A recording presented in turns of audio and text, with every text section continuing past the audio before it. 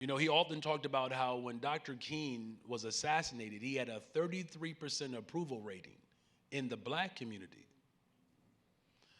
And so I asked that question, why? And Reverend Jackson means so much to me because he envisioned a rainbow coalition that was centered around black liberation. He understood that black liberation benefits everyone. And so now, 40 years later from Mayor Harold Washington, we have the most diverse city council in the history of Chicago. But check this out. We have a black vice mayor that I appointed, a black finance chair that I appointed, a black budget chair that I appointed, a black woman leading the corporate council. We have black folks in positions, and brown and white folks did not lose. We don't stop. All right. I said we don't stop. We don't stop. Outside, inside, we don't stop. Global, worldwide, we don't stop. From the bottom to the top, we don't stop. From the burbs to the block, we don't stop. Outside, inside, we don't stop. Global, worldwide, we don't stop. From the bottom to the top, we don't stop. From the burbs to the block, we don't stop. In April 2023, Brandon Johnson was elected mayor of Chicago. Being the mayor of the third most populated city in America is not a task for the weak of heart. But Mayor Johnson is ready to take on the challenge to bring together a city of diverse cultures, strong communities, but also plenty of political strife. The former teacher turned union leader knows how to bring people together and fights for the rights of the underserved.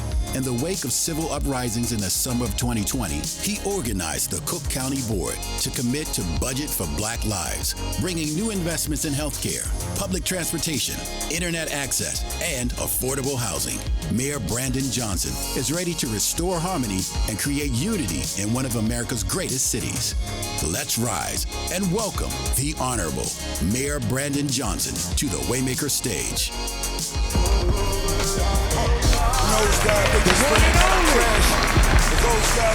Brandon Johnson, the mayor of Chicago!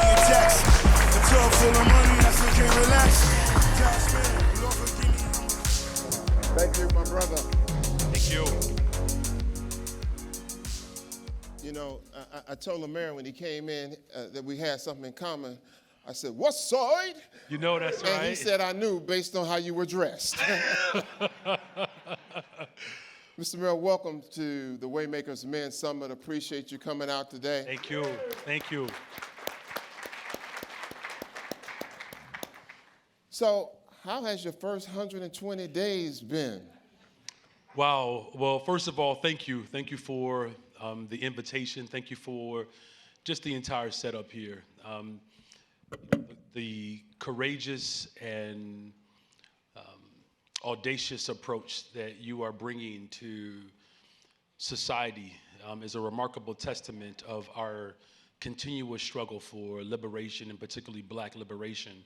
You know, these first, I think we're towards the end of the 16th week, and it's been an incredible journey. You know, I am so honored and humbled by the outpouring of love and support that our community has shown. Within the first 100 days, we had wildfires breaking out in Canada, so we had smoke coming in. We had an unprecedented rainfall, so we had the most rain that has fallen at one time since 1987. So we had flooding taking place on the west side of Chicago. So you had fires, smoke, flooding. You know, my wife said, if the locusts come, brother, you should pray. The whole city needs to repent. But we got through it. The full force of government showed up to help clear out the basements and alleys of our residents and neighbors on the west side of Chicago. And, we have brought together Chicago Public Schools, the Chicago Teachers Union. That hasn't happened under my direction and leadership for the first time in the history of Chicago. We have a deputy mayor dedicated to community safety. But the one thing that I will say, lastly, within the first, 120 days or so, I'm always appreciative of how the brothers and sisters come up to me, and you know what the first thing that they ask? They ask me, how am I eating? Don't eat everybody's food. Make sure somebody checks it. Get you some sleep, brother, because we need you to stay around. So that's the love from the village, and I appreciate it. What have been the biggest surprise about the job? Wow. Well, look, Chicago is a remarkable place. I mean, we are the greatest city in the world, hands down. So much assets. Thank you for that. Nothing has really caught me off guard, but I would say, something that is quite dynamic about Chicago is it's the deep roots that we have. So when you go from neighborhood to neighborhood, you talk to families who are third, fourth generation. My family was part of the second migration coming up from Salis, Mississippi. My father was the eldest. And so you hear those stories all over the city of Chicago. And you know how we talk about how there's a 6-degree separation between you and the person you need to get to? In Chicago, it's 1. Like, do not talk about anybody in front of someone else in Chicago because they're either related or they know someone who was related. So we are the biggest small town in the world. And that's something that has really rung true over this journey because neighborhood to neighborhood, one end of the city to the other end, our people exist, we thrive, we have deep roots here, and people want the city of Chicago to thrive. So that's an exciting element that I've experienced over the course of these first 120 days. You mentioned your father. He is a minister. So we assume that he's instilled some real strong values in you. What are some of those values you're trying to share with the city as the city kind of goes through all of the craziness we're going through right now? Tell us about some of those values you think about your dad on a day-to-day basis. I do. I mean, an incredible man. He's a man of his generation. My father's 80, he'll be 81 years old, and, continue to pray for him. He's in early stages of Alzheimer's. And here's the remarkable thing about that generation. My father is such a hard-working, stubborn man. He remembers that he is forgetting. Do you understand how determined you have to be? Wow. Only a black man will stop in the middle of his sickness, quite frankly, and pause. And sometimes he laughs about it, but sometimes he shows his resilience. But to that point, my father is the hardest working person in the world. My father retired with 476 sick days, and he was proud of that. Like, this generation, we ain't taking sick days into the next month. But what he instilled in me is that you show up, you go to work. You provide. You work harder than everyone else. I'll never forget this story, this experience my brother and I had. My father was also a carpenter, contractor. He just did everything. And he gave us this assignment. There was a strip mall that the owner asked him to repave the parking lot. Now, I don't know. We didn't know at the time. He didn't know what he was doing. And so when we showed up the parking lot, he asked me and my brother to sweep up all the rocks off the parking lot. Now, I don't know if you all have ever swept rocks. You can't. Because the more you sweep, more rocks come up. And so we were sweeping. My father was gone. My older brother, Jeremy, was like, man, this ain't worth it because we're not clearing it out. And so, he took me on my first strike. My brother threw his broom down. I stood in solidarity. I threw my broom down too. And so when my father came back, he said, I'm disappointed in you all. He said, because you all got afraid of work. He said, never, ever be afraid to do a little bit of work. In other words, figure it out. And that's what the city of Chicago has in a mayor. Someone who's going to show up, figure out the work, and we're not going to give up just because every time we sweep, more problems continue to rise, because there's a lot of things going on in Chicago. As we sweep, more rocks, but we keep sweeping, we keep working, and then we figure it out. And that's what my father instilled in me.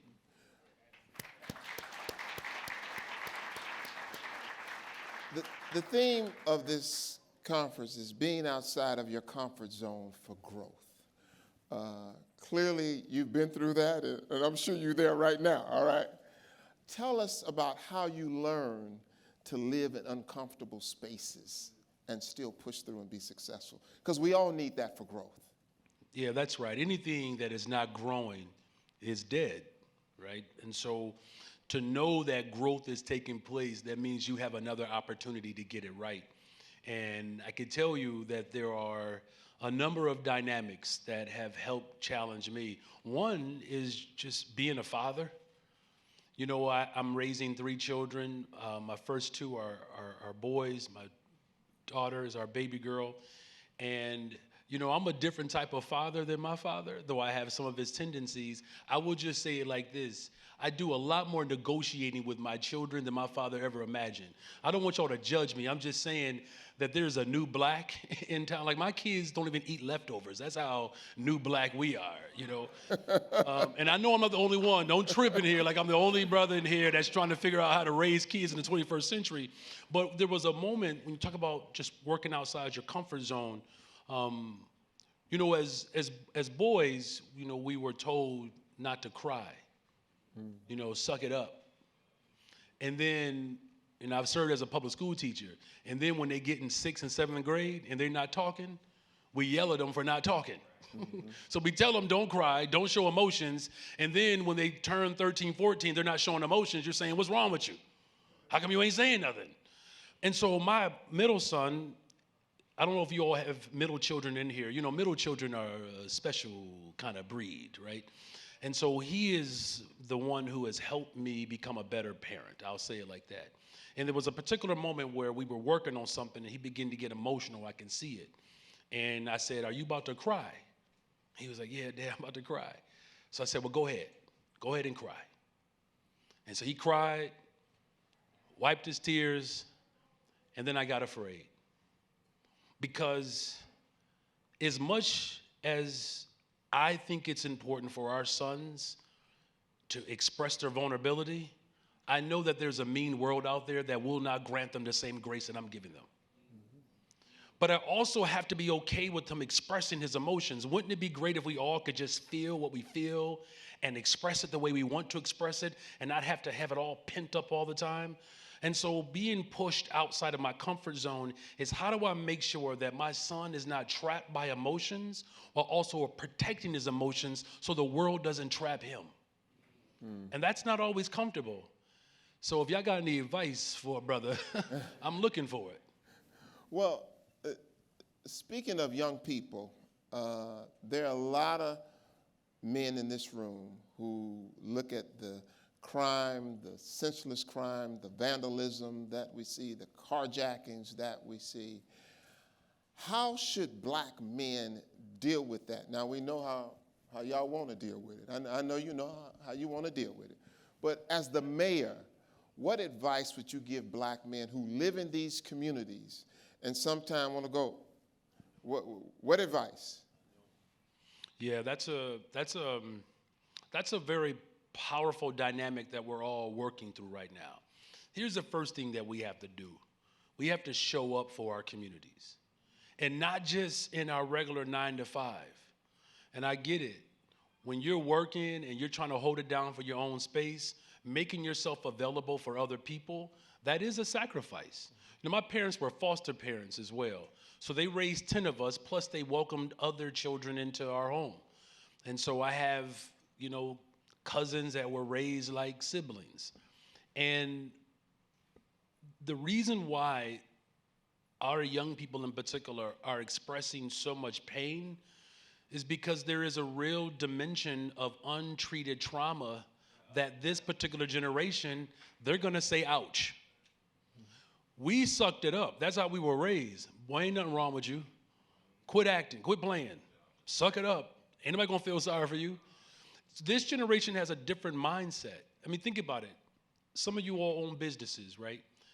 The younger generation, particularly Gen Zers, they come to work on Monday, they want to get paid on Friday, and then they need a sick day on Monday or a mental health day on Monday, right? I'm not mad at it. I'm not even saying that I have all the answers. What I'm saying, though, is showing up for our young people, and then here's the second thing. Changing the environment and the conditions in which children and young people are being raised in. Because here's the honest truth. The conditions in which young black children are living in, they didn't create them. So we're holding people accountable for a system that we all know is responsible for the behavior, and those who are being held accountable did not create the system or the conditions in which they're being asked to be held accountable to. So as black men, we change the conditions. When my father walked in the room, you knew he was home.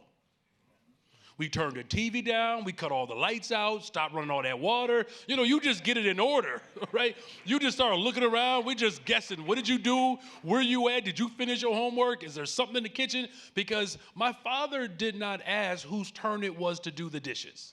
He didn't have the schedule. All he knew was the dishes weren't done. Whoever he saw first would be held accountable. So we have to, as black men, we change the atmosphere and the environment the moment we walk in. Could you imagine, just for a moment, and this happened during my transition, if on a concerted, consistent basis, scores of black men just started showing up in neighborhoods, just together, just pick some blocks, pick some neighborhoods. Let's take over downtown. Let the world see the power that we possess.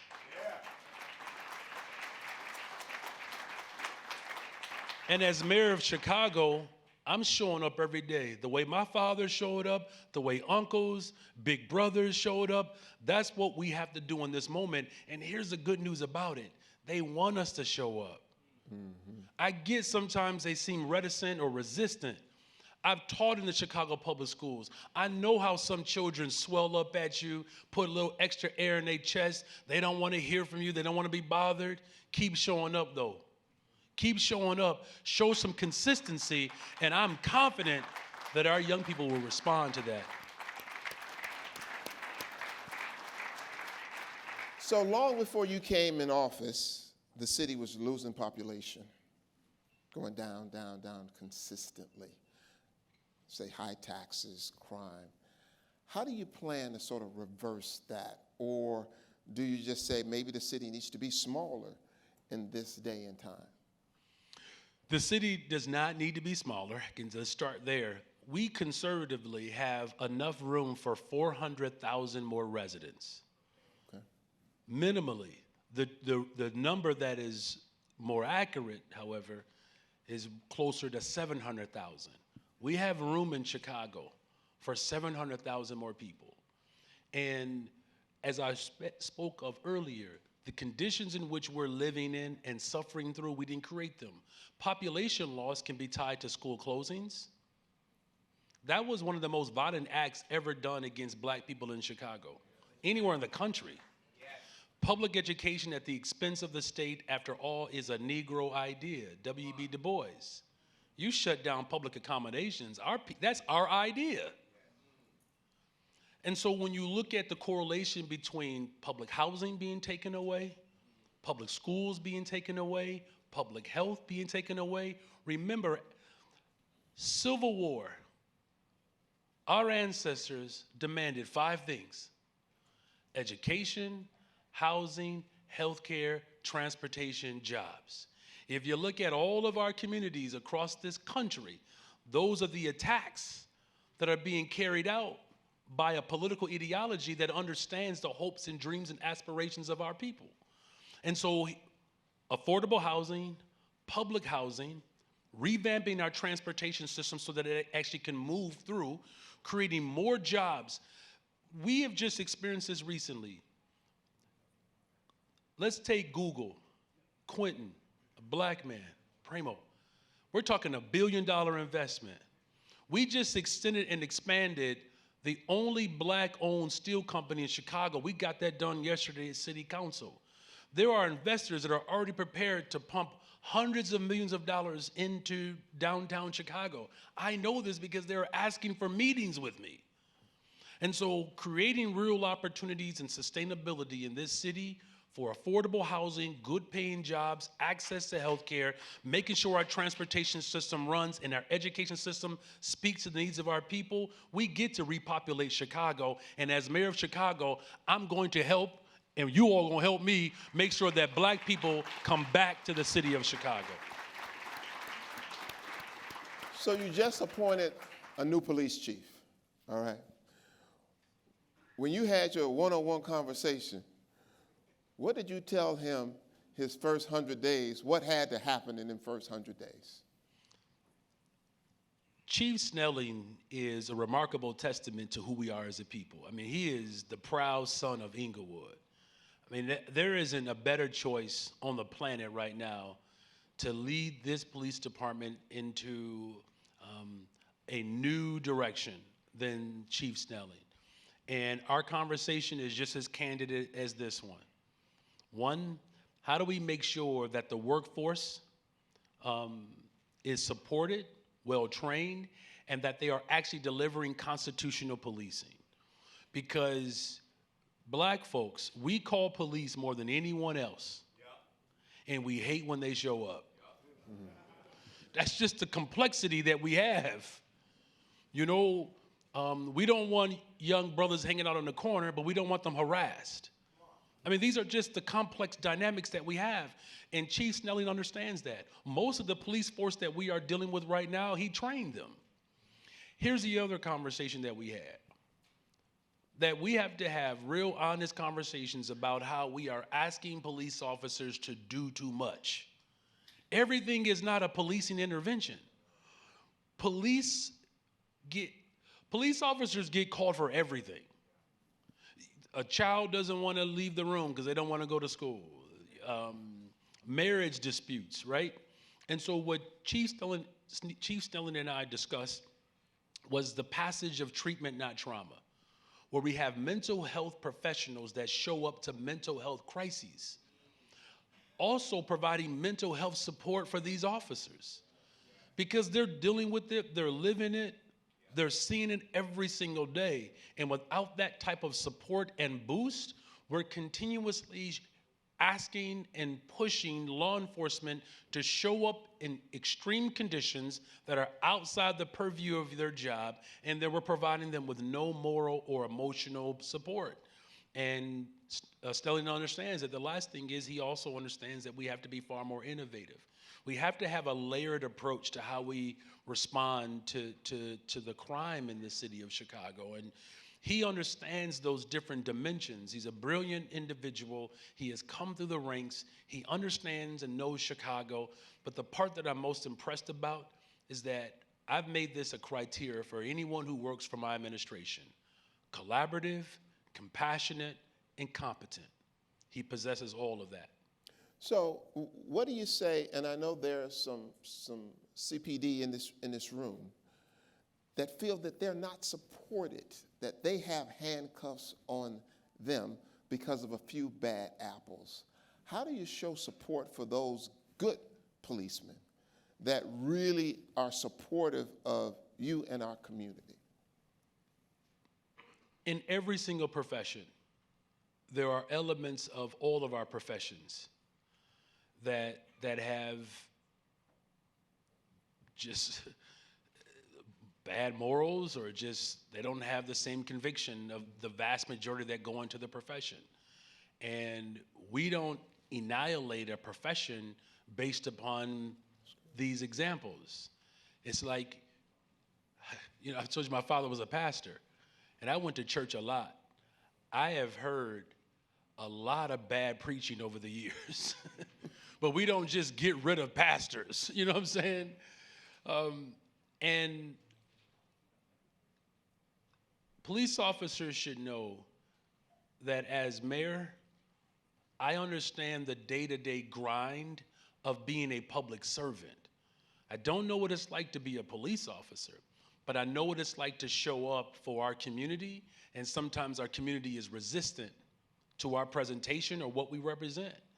And I'm going to provide conditions that are supportive, like I said, providing the moral support, providing the behavior, the emotional support, but also alleviating them from having to do their job and someone else's. That is one of the hardest things about being a public servant. I remember as a public school teacher, you had to be a social worker, a counselor, a big brother, a therapist. Like, I'm trained to teach, Because of the way I was raised, I have some other skill sets that give me the ability to maneuver certain dynamics, but we're asking way too much from police officers. The way we actually can help better support them is to give them the ability to do their job and not have to do someone else's.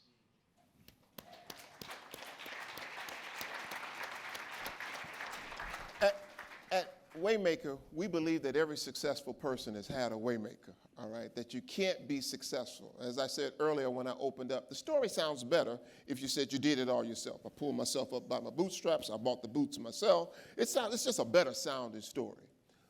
Why are you talking about boots so much? Brother, we see your boots, man. He said boots like 8 times. We see them, brother. Who were some of your way makers that you still wonder today why they did what they did, because they didn't ask for anything in return? Well, I'll start with yesterday. I had the privilege of lifting up a resolution honoring the Reverend Jesse Jackson Sr. And I will never forget, he took me to Selma with him one time as we commemorated Bloody Sunday. And if you've ever been around Reverend Jackson at all, Reverend Jackson will just start talking. And you just need to just stop and listen, because he's going to drop something on you. And we were in a basement of a church, and he said, when we passed the Voting Rights Act, I was an organizer at that time, had no political aspirations. I just wanted to see a better school system and stronger neighborhoods. And he said, when we passed the Voting Rights Act, we jumped and hit our heads on the ceiling in the basement. And it was a very sobering moment for him, because you look back on history and to that point, why did you? And to think that as an organizer, Reverend Jackson talked about how they would go from town to town and they could barely get 2 or 3 people to show up. Now, when you talk about history, everybody and their mother was on the Edmund Pettus Bridge, right? Right. But the truth of the matter was, everybody wasn't, And, he often talked about how when Dr. King was assassinated, he had a 33% approval rating in the black community. And so I asked that question, why? And Reverend Jackson means so much to me because he envisioned a rainbow coalition that was centered around black liberation. He understood that black liberation benefits everyone. And so now, 40 years later from Mayor Harold Washington, we have the most diverse city council in the history of Chicago. But check this out. We have a black vice mayor that I appointed, a black finance chair that I appointed, a black budget chair that I appointed, a black woman leading the corporate council. We have black folks in positions, and brown and white folks did not lose. Only black liberation can bring freedom and aspiration for everyone else. And Reverend Jackson embodies that. I still look to him, and I'm grateful for his leadership and his example. Well, we didn't feed you that question for that answer, but we are giving Reverend Jackson the Lifetime Waymaker Award later on tonight. So thank you. Oh, wow, for it's that. perfect. The hot topic over the last week, Mayor, has been migrants moving into communities. Talk to us on how we should feel about it, how we should manage that. It is a very sensitive and polarizing type of conversation right now. It has been, and I understand why it is, right? Black folks in Chicago, we've experienced disinvestment for a very long time, and our neighborhoods have gone without. And what's remarkable about us as a people, when we get upset, or at least when we're upset, you're just learning about it. We've been upset. You're just hearing about it. Our tolerance is remarkable, right? And we don't even mind sharing. Like, we're the only culture that has play cousins. You know what I'm saying? Like, we're not stingy people. Naturally, we just share. If I make something for you, I'm going to make something if I make something for myself, I'll make something for you. And so we're constantly being asked to share, and we have less and less. So I understand the frustration, but I also want to offer some global context. The foreign policies that have been the prevailing way in which this country has governed have destabilized black economies around the globe. So when you look at places like Colombia or Venezuela, Central and South America, which you've actually have more black folks that have been suffering in South America. The only other place where there are more black folks is the continent itself. And so for the first time in the history of Colombia, there is a black woman, Afro-Colombian, who is the vice president of that country. But let me offer some context to that. She was an organizer and an activist fighting against the government that was going into the villages where black people primarily lived, where the government was allowing private companies to come in and to do mining, which was undermining the black economy in those villages. I know this firsthand. My wife spent some time in Colombia. And the entire policy around Plan Colombia, the so-called war on drugs and terrorism, it terrorized black villages all over Colombia. And so now that the sister is running the country, now you have the same forces that have worked to displace black people in America are the same forces that are displacing black people around the globe. And so what you're seeing is the consequence of white supremacy. You're seeing a consequence of the so-called manifest destiny, right? And so I get why we feel a certain way about it, but we have to understand where we fit in the diaspora. And I know that's tough for some of us here in America, but the destabilization of black people in Chicago, the same wicked spirit that has promulgated that agenda is doing that around the globe. And so now you have Afro-Venezuelans, Afro-Colombians who are looking for a way out. It is incumbent upon us, of course, to make sure, and this is my responsibility, to have a budget that speaks to the black lives that exist right here in the city of Chicago while understanding the global context of how we are all still suffering from the brutality of white supremacy. And so the same forces that wanted to scare people away from voting for me, and now that I've won, those are the same forces that are trying to set up a narrative about my leadership within the first 120 days, and folks have had 40 years to run amok in this city.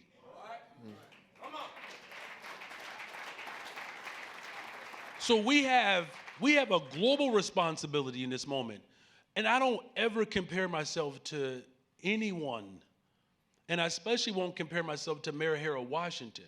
But my understanding of Mayor Harold Washington, people ask how was Harold around the globe? How's Harold? Because black folks around the globe have always seen Chicago as the place where black excellence and liberation can exist. This is the city that birthed Chairman Fred Hampton, who said that every single child should eat before they go to school. He said that we should have free clinics. That's not a progressive idea from the Northeast. That comes from black liberation. It was this city that when Dr. King came here, he said if we can figure it out in Chicago, particularly around housing and public accommodations, we can do it anywhere in the world. And so I'm gonna need help. I am. Because we have to make sure we're investing in these communities that have been starved for resources while also understanding where we fit globally. And the type of displacement and the population shifts that are happening, that is not a crisis. That is our new reality, you all. There are hundreds of thousands, endless amount of people who are sitting at the border right now, while we have neighborhoods across the city, this city, and across this country that are also suffering from the same type of austere budgets that took public dollars to put it into the hands of privatizers, and then asking black folks to show up with our hand in hat in hand, asking, can they go to a good school? Asking if I can have a good job. Will we leave it to chance? I'm working as mayor of the city of Chicago not to leave it to chance for black people, but to make it a guarantee for black people to have access to the very things that everyone else has.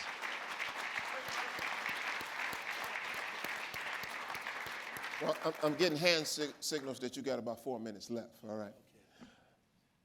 In those 4 minutes, the black men in this room, can you give them some advice on how to uplift their families and in turn uplift their communities? Because we got a lot going on here, a lot of distractions, a lot of things that make us think that nobody cares. What can you say to this room of black men that are at every economic level in this room that will help their families and ultimately the community and ultimately your city, our city? Wow, I'm humbled by that question. We have to show up for one another. My older brother Leon was my hero. And if you all have had older brothers before, you know they're like Dad A. You know, it's like Dad says something and Leon, right? And if Leon said it, it was just as good as coming from our father. And my older brother Leon had untreated trauma, put a lot of pressure on himself, had a bad diet, and died addicted and unhoused. And I'll never forget, during the pandemic, my daughter, Brayden, she was 6 at the time, and we were going back and forth. I don't know what was going on. I already lost the conversation. The fact that I'm in an argument with my 6-year-old daughter, my grandfather is turned over in his grave, right? And so we're going back and forth. You know how the conversation ended? She said, Dad, hold on a second. You are triggering me. Exactly. Like even white people like, you don't went too far, little girl. But it taught me something though. My daughter's impression and experience of authority is me. How do I help develop and raise her consciousness where she feels comfortable and safe to say that she's in pain and I don't like how I feel? And I wonder if her uncle that she never met, I wonder if his life would have been different if he could have said, ouch. And so I think for this room, we got to show up for one another. It's not about just being a better father or a better husband or a better uncle or a better brother, a better CEO, a better teacher, a better police officer. It's about being better people. That if I can be a better person, everything else flows from that. Showing up for one another, being able to lean on one another, hear from one another, and challenge one another, and call each other out for our behavior, that is the best accountability system we can ever have. Because check it out. We're not perfect. We'll get some things wrong, but who is in our life to say, hey, look, bro, you probably could have handled that differently. Look, I get it. You ain't got to front them in front of people. But that's the first thing. The second thing is walk in confidence and humility. And do what I believe is the greatest commandment of all. Love with your heart, mind, and soul, and treat people the way you want to be treated. That was the final commandment, or the greatest commandment. And if we can live by those principles, when we talk about where we fit and how we bring structure, we're not asking people to submit to our authority. We're not. We are simply asking people to respect the authority that we believe and know that only God can give us. And if we can walk in that truth and lean on one another, that is how we restore confidence, not just into our own communities and our family, but this is how we actually build a better world. Well, Mayor Brandon Johnson, you know what I just heard? Sound like you were asking these men to be a waymaker. That's all right. The mayor of Chicago. Boy, sharp too. Look at him. You represent the West Side well. We're gonna talk about them leftovers in a minute, though.